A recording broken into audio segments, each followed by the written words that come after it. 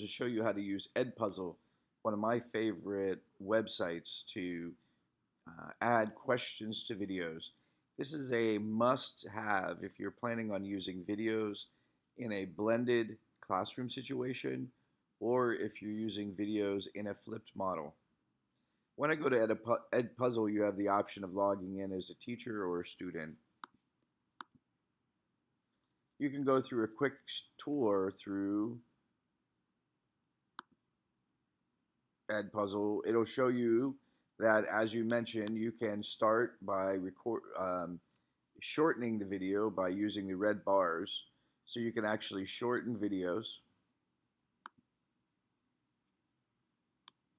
simply by clicking and dragging.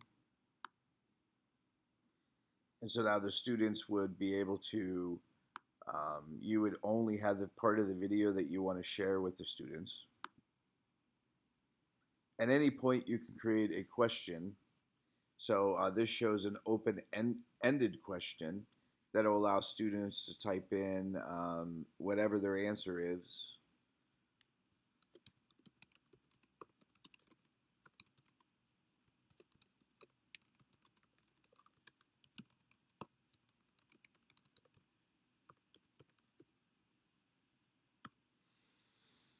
And you could do multiple questions at any point.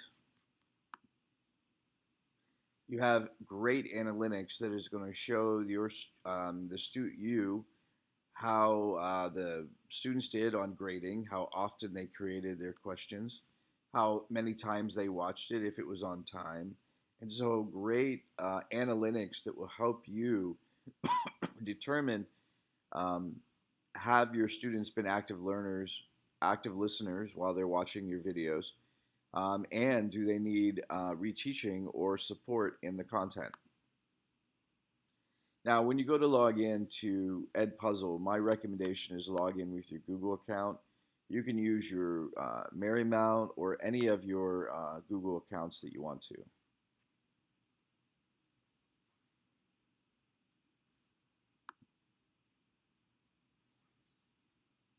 Now, you can create classes like I did here, where students could join the classes, and then any videos that you put inside that class, students will always have access to them.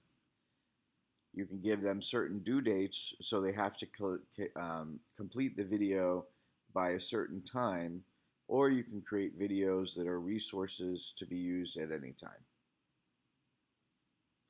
What I'm going to do up at the very top is I'm going to go to my content and I'm going to create something new.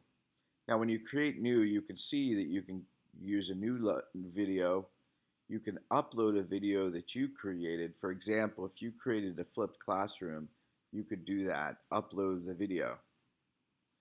I'm going to go to new video and I'm going to paste a URL from a video that I've already shared online. This video just happens to be about the flipped classroom. Flipped classroom, a quick start guide. So for right now, as you mentioned in the tutorial, I can cut or crop any part of this video. For right now, I want this entire video to be shown, so I'm going to skip this process by just going up to the top, the audio track. Now, the audio track is a way that you can totally redub a video. For example, let's say you want to use a video that was already created maybe by Bill Nye. So you may want to create your own voiceover for the video. Bill Nye is an awesome scientist and a great entertainer, but you may want to give your students your own notes or your own content that go along with the video. I already did the video narration for this presentation, so I'm going to skip this part. Now, I like audio notes. Audio notes is a great way of adding an introduction to any video that you're sharing with your students. This is vital for teachers that I work with that use videos that were created by someone else. It is very important that you put your own stamp on any video that you're using that someone else created. An audio note could be something as simple as letting the students know what the goal of this video is. or what they're expected to do at the end of the video.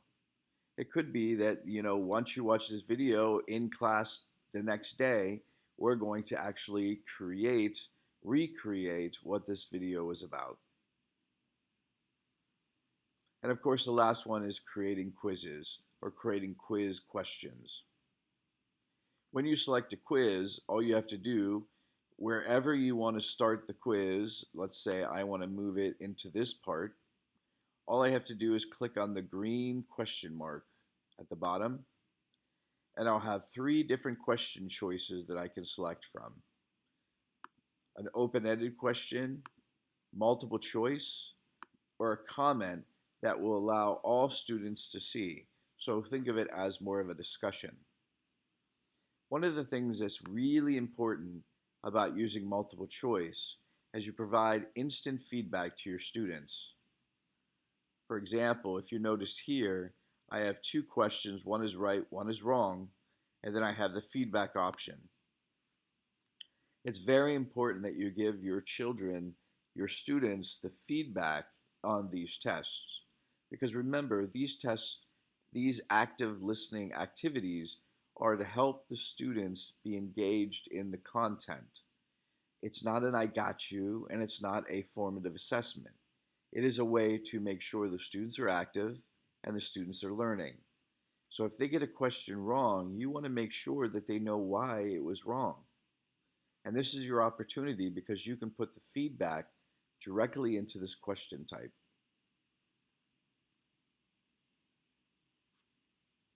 Now again, you can add as many questions to your video as necessary. Now I'm going to jump back to the class and I'm going to show you what the analytics look like. Now let's say we've created this classroom video and we can see eventually how many students have watched it. I'm going to click on the progress. And you'll see right here that even though I shared this a long time ago, you're going to see how my students did. I'm going to see that all my students watched it. I'm going to see that the majority of the students got 80%, and the ones who didn't are at the top. Let's say I'm concerned about Shelby's progress. I can jump right in and I can see information about Shelby. For example, I can see how many video views she saw, so she only watched it once. I can see that she watched the entire video. But now I can scroll down and I can see what videos she did not answer that were true, that were right, or what answers she skipped. This will help me focus on what information I have to reteach that student. That was the first student. I can jump to the second student by just clicking here, and you'll see that this student actually watched the video a few times. They got one wrong, so they actually rewatched that segment of the video twice.